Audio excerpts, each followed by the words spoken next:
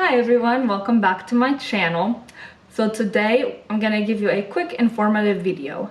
Since we are near Halloween time, we're getting closer to cold and flu season. A lot of my clients have been asking me, should I work out if I have a cold?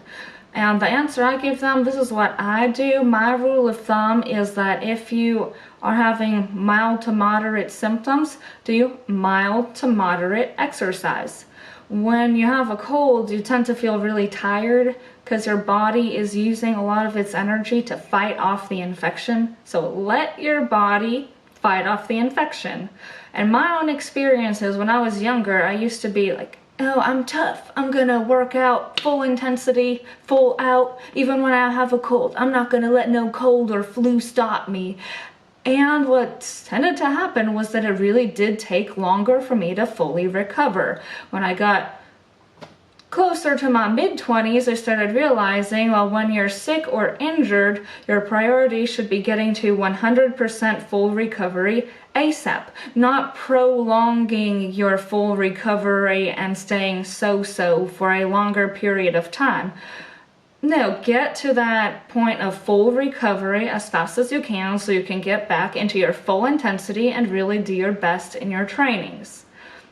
Because if you're sick, tired, and achy, sneezing, even if you try your full high intensity, full length workout, you're probably not going to do as well because your body is just not in the right condition to really do your best. So what I like to do when I'm sick, I find it helps me feel better when I have a cold if I do something like fairly low intensity, like for example, I'll emphasize flexibility, both like active and static flexibility.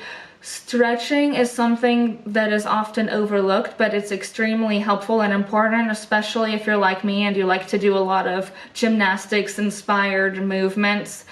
So having a cold can be a great opportunity for you to just focus more on that flexibility and mobility as opposed to high intensity strength or metabolic conditioning. Another good idea for when you have a cold is just take that week to practice skills like Olympic lifts with a lightweight, very light, or just the empty barbell to really work form and technique.